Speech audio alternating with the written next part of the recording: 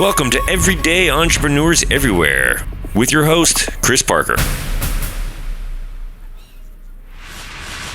Well, hello. Hello. Hi. And my guest for this session is Marinka de Groot, someone who I've known for quite a few years. Have been involved in lots of different discussions, and Marinka is in the executive placement and search, which is a interesting place, I'm sure, now during the whole Corona time. What I've really appreciated about you is really your community approach. You've invited me to some of these network events and really connecting people. So that was so maybe introduce yourself. Who are you? What do you do, and why? And how did those community events sort of contribute to what you do? Yeah. So a little bit more about myself. I worked for a very large international recruitment company for 14 years. Mm-hmm.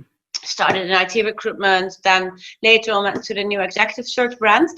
But after 14 years, I thought the time was ready for me to start as an entrepreneur. And it also was a bit of a now or never thing, because I was over 40 and over 50, it's going to be more difficult.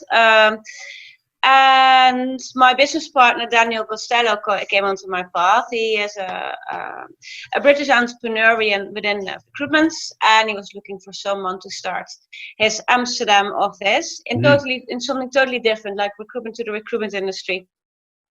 But I had a non-compete from my previous profession, so I couldn't do that for a year or so. We agreed that if I reached a certain amount of goals, that I would become a partner, and also that I could start an IT executive search brand.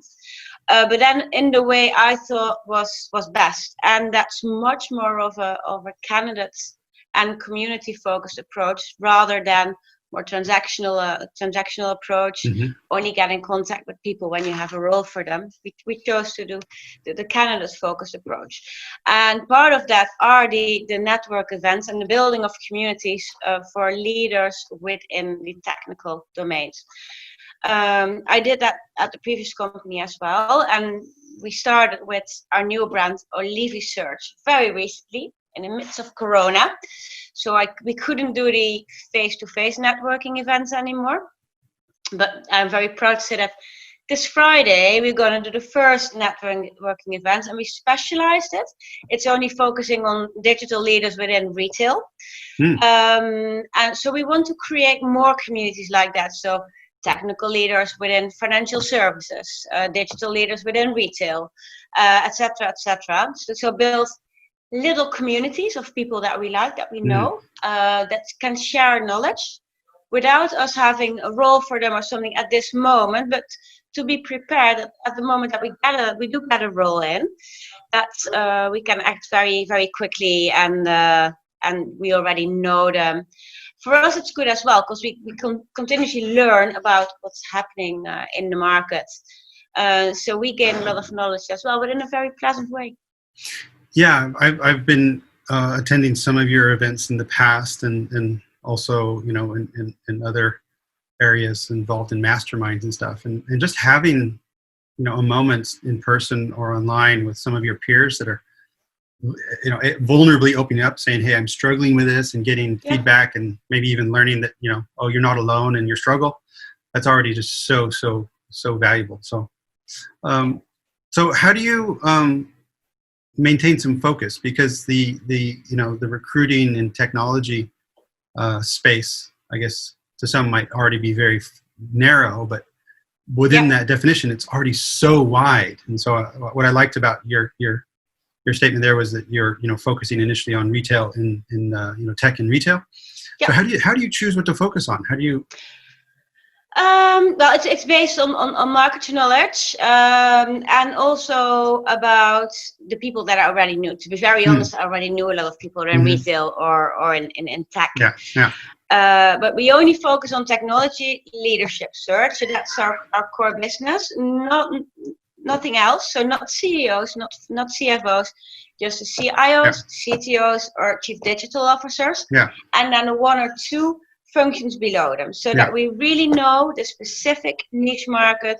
We want to know all the players, but not the. We also want to be able to think out of the box. So don't only approach the standards CIOs, but maybe also people that are not the best match on paper, but could be a very good match in personality.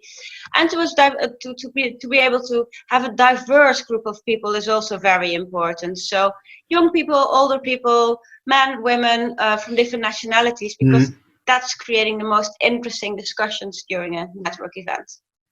Yeah, absolutely. And I'm curious, with let's call it Black Lives Matter, but let's call it, much more broadly, the diversity tension or the dimension in humanity right now. How does that impact your work? As far as getting the right blend of thinking as well as other, types of diversity. To my opinion, but our focus are not the large listed multinationals, but they are the family-owned or VC-owned companies. They're also always a bit more open to change. And I think diversity within the board was always on the agenda, at least been for 10 years. So they want different types, and it has nothing to do with race or gender, but more that they want different types of personalities within the leadership board. That's the diversity is based on that. Yeah, no, well, I think we're both preaching to the choir here, because it's I think all the different dimensions of diversity are very important and should actually be top of mind. And it's for myself as being in one way a foreigner in a foreign land, but I am a white male, middle age, so literally I cannot understand the consequences of not being a white male. So I think there is an obligation to have that, front of mind. But but going back to different type of thinking, and we've had these kind of debates before, but maybe for the listeners and the audience, my experience is if you go through traditional, headhunter processes, those quite often sort of get the most average of average type outcome. They sort of, anything that's sparkly or different or unique, maybe it's too risky or scary, and they're looking for maybe something that is more safe to propose. Probably. How do you or what is your advice for people who are different thinkers that sometimes have, like me, asking for myself, that have a hard time working through the system in order to get to those places that they could really add value? How can people succeed in that? I think via your network, and we can play a role in that, because we always like to network. It's important for us as a search company that we know our clients and know our candidates really well, also as a person, so that we are in a position to say, well, this might not be the type of person that you were looking for on paper, but please speak to this person, because we think this person can really add value to your company. But that does require a different approach, and it does require constant contact and liaising with also your clients, sometimes even on a more personal level, just not only discuss business and what are you looking for right now, but also for what are your plans in the future, and what type of personality do you need to add value to that. But to look at it more in a more general perspective, also for yourself, really work on the network and rely on that as well, and not only on the traditional headhunters. Yeah. Well, a little rule of thumb, or something I talk about and tell people about, is a 1-4-95. You could say 1-9-90, but I think it's more 1-4-95. That 1% of opportunities might come from actually applying to a job. 4% or less, I think, might actually come through traditional headhunters. And 95% plus would be through the network, and as well as networking with recruiters, but actually knowing people on a human level. Yeah. Does that ring true to you, or? Definitely, I 100% agree with you on that. Yeah. So, I know many things. Yeah, and so you started. I guess you didn't plan on this, but you started your new business right before Corona hit. Yeah. So that. And when Corona hit, I hired the first person in January, but he could only start mid-April, so it was in the midst of Corona. So how are you growing your business during this incredibly difficult time for everyone? Do you have tactics or what do you keep in mind in order to balance business growth while there's so many things going on in the world? Yeah, I think first redefine who potentially interesting clients could be. They shouldn't be they should be clients that are still doing well, also in Corona. So they're mainly very tech based, but also for the logistics companies, I think they found out that during Corona that their systems sometimes weren't perfect. The retailers that already have a large online presence or are going through a transformation at the moment are interesting. So that's redefining your clients, and then also using all these other tools like Teams and Zoom to speak with them. Of course, it's more ideal to actually meet people face to face. I'm very happy that at least the terraces are open, so we can meet people for cups of coffee on the terrace, as we're doing. Yeah, but then also using a new tool. So first conversation maybe via Zoom or Teams, and then now the time has come to meet both clients and candidates. Also meeting them with them face to face. I even took walks with candidates. It's really cool. It's a different way of, and you're much more open. I think if you have an activity with someone, if you do a stroll to the city, the conversation that you have is very different than sitting at a desk. Yeah, well, I've talked to some other people that are leading large organizations, and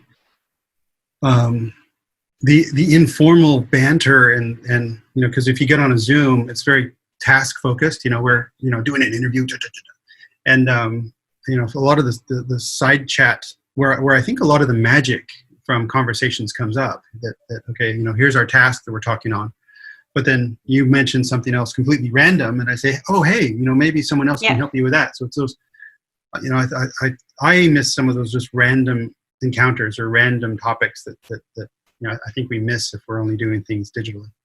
Yeah. No, interesting, and no one can tell what the future looks like, but my thought is that there's going to be a huge amount of opportunity for people looking for new opportunities, and also a huge opportunity for even industries that like say take hospitality or HoReCa that have really been hit hard. They have gone through a serious time of reflection, as well as the logistics and some of the tech companies that have also been challenged because of the new volumes of business. Yeah. My thinking is in the next 6 months, it's going to be a time of major change. What's your view on that? Yeah, I agree. And I think the companies that can change quickest will do very well, and they will benefit actually from the situation. If you can speak about benefit, because of course it's very sad what happened, but the companies that are very large and need a lot of time to decide and can only implement change within 6 months, they are at a standstill at the moment, and they will probably suffer from this. But you're right, it will force companies to reinvent themselves. And do you have any insights into companies that are reinventing themselves, or how they're doing it very quickly? Is there? Maybe it's a hard question, but it is a hard. It is a hard question, but I think if I had to speak in general, so embrace new technologies and embrace them quickly. We implemented a new CRM system. We did it within 2 weeks' time. Yeah. And it was a struggle, of course, and there are still these child diseases now. It's not ideal, but it made us look at our business in a different way. But also make your decision process faster. Work in an agile way, and not only in like it's done in IT, but also make your board decisions happen in a more agile way. And you shouldn't be afraid to make a decision. You can always tweak it. Yeah, it's almost any decision now is a good decision. Just make a decision. Yeah, but don't be on a standstill. Don't implement a full hiring freeze. Just keep innovating. Keep innovating and making small decisions, and keep communicating, because as you're going to have to steer your organization, and if people hear you say go that way, but then you need to change slightly, then somehow you have to really communicate it. It's been amazing how call it digital transformation that consultants have been talking about for so many years have really just happened, and Corona, I think, really contributed to that. I'm also curious what I don't think we can sustain this. This I think just the mental pressure of the uncertainty and the level of change. So I'm really curious to see what the pendulum looks like when it goes back the other way. Yeah. But like your CRM system, so many companies have implemented stuff that's really helpful, really fast, and you can do it. Yeah, it is possible. So it is possible, and also the way that some companies thought that working from the office, and we discussed it before, is 100% necessary, and you should be there every day. I think that totally changed. And it will also make it possible for people to work for, let's say, accept a job in Paris and only be there like twice a month and do the rest digitally. Yeah. So the population at companies will become a lot more international, and that will make certain that there's more diversity. So it can be very interesting what's happening. Yeah, it is going to be interesting. And other conversations that people I've heard is that some of the opinion is that if you're fully remote or fully on premise, then those can be effective. But people are still trying to figure out how a hybrid, some people on premise and some people remote, how does that work? And I don't think that's something that we've really cracked yet. But there are opportunities to hire people from almost anywhere, time zone permitting, I guess. Yeah. Yeah. So I have little satellite offices, and not to be against it. For myself, I hated being 100% remote. I went back to the office very, very soon because in my business, I need the energy of people around me. But your office needs to be ready for it as well. So like this classical office gardens with many, many desks crammed into one space, I think they'll be gone as well. It will be more like a meeting place for people. Yeah, all that smashing people into smaller and smaller spaces, and hot desks and stuff, packed like sardines. That doesn't work anymore. So no. Well, thank God, I think. So so a question looping back to how you operate your business. On one hand, you have a very human focus, community focus, but that also takes a lot of time because I think some of the more transactional agencies that really just see it as a number. I imagine per engagement they're more efficient, but maybe less effective. So how do you balance efficiency and I guess intimacy, efficiency and relationship? I believe it's you can still be very fast, and I think some of the very transactional companies are not the fastest in the world. I think we're more effective, and we I sometimes have processes like from beginning to end that only lasted 2 weeks. But if you know your clients and your candidates really well, you can shape and mold that, and it doesn't take a week to organize an event. You can do that within a day. I think although we have a lot of contact with our people and value that human contact, you can still be really fast. And I know some companies don't even meet their candidates or their clients, but if you do this efficiently and are on the phone all the time in between, you can still do a lot more than those transactional companies. No, great. So well said, because I think there's probably two really different schools of thought in your industry, just as a passive bystander, because there are a lot of the agencies that people rage against, that you never hear back from people, and it can be really quite cutthroat, but somehow you are really succeeding with your own style and your own brand. But what makes it easier for me, if I'm not doing bootcamps in the morning, I tend to be in the office very, very early, and during these hours you will not use them to to speak with people. So do all your admin and approaching of people during those hours, so that during actual business hours and sometimes even after work, because it is necessary in our job to speak with people after work. You can focus that on the human interaction.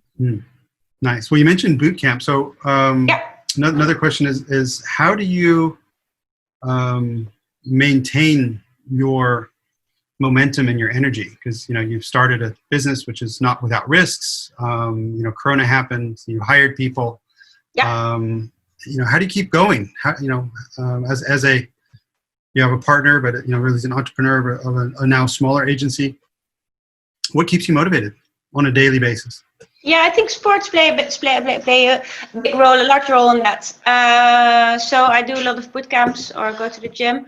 But I value the outdoors as well. I also have a horse, so I go riding as well after work, and then it clears your mind. And then after that, you're full of energy again. And you can keep going, because in those first few years of starting a new business, you will work hard.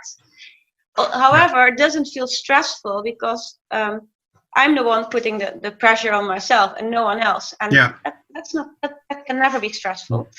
But you do need to take your time to zone out. So for me, it's sports, also like cooking, creating something, a new dish or something. Also you sometimes need to put your mind on something else, or just on nothing, basically. I think that's more it. On nothing, or Or so are you meditating then? If you're focusing on, is that something that helps you, or?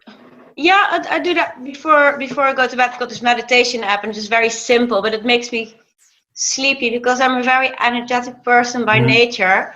And when I'm enthusiastic about something, I sometimes keep thinking about it. And there's 3 minutes of meditation and going. It's more like, I think, more mindfulness. Makes me relaxed, and then I go to sleep. Yeah, and you do that with an app? Yeah. What is the app? The app is Aura. Aura with the ring? Yeah. Is that related to the Aura ring, or is that something else? Yeah, it is, and it's got a blue logo. I've been using it for years, and it's just, it just works. It just works. No, it's interesting that as you're speaking, just that there are dramatically different personalities, because you, I think, are quite clearly an extrovert. You love human contact. You get energy from being out in the nature, and those types of things. And me as a pretty extreme introvert, people usually don't believe that, because I do like getting on stage and I do like meeting with people, but for me it takes energy. So I have to go do quiet things. I do my meditation, I do a lot of reading, I do my my own whatever website building, my own internal geeky stuff in order for me to recharge. So it's I think also for organizations to realize that there are, the more you have diversity of personality and character, you need to have these different ways for people to, people reflect and take time to settle their mind in different ways. It's never going to be a one size fits all. It won't happen. So. No, did you read Surrounded by Idiots? No. But it's all about those different types of personalities, and how sometimes if you're a certain type of personality, you think the other ones are idiots, and you should that you should abandon that way of thinking as a leader. And other people are not idiots simply because they're different and they're driven by different stuff. Yeah. But I have to keep rereading this book because I have to be reminded. Okay, well, I'll find the book and I'll put the link in the in the notes of this, because I think what I did early on, maybe it's also some of the assignments I get, because being an American operating in Europe, I'm oftentimes hired because they're having some multicultural, a Dutch organization's growing, international. And if they hire a Dutch leader, then that's politically charged. And if they hire a German or an English, but if you come in as a Californian American, you can sort of get away with murder. I love it. But in order to make that work, I have spent a lot of time on understanding culture, understanding personality, Myers-Briggs, DISC, and those different tools. Not only so for myself, because, early on in my life, because I'm very much in my head, if I can be walking down a hall in my head, completely ignoring people without even seeing them. And then people get angry about that. And so then when they come back to this, then you can say, oh, well, then you explain it to them. And, okay, this is me. And now I know this is really important to you. So I will be more on the lookout. And I think if you're, acknowledge that you are different and respect it, then things can just really move better. So how do you match personality with an organization? Is there a method there, a science, or is that really intuitive? Because for me, it's intuitive, and there are methods, and there are technology for it, and of course you can do assessments. But in that sense, I do trust my gut instincts, and that's a difficult thing about my business as well. Because how do you teach that to someone else? I think it comes over time with a lot of people, just over time. Yeah. Well, and I don't think it should be underestimated, because even I did my MBA at Nairobi, and Professor Lahotsky of our corporate strategy, his final lesson was him sitting on a chair with a glass of wine saying, you've learned all of these strategic methods, but in the end of the day, really, really follow your instinct and your gut and take time to reflect on it. So I think it's,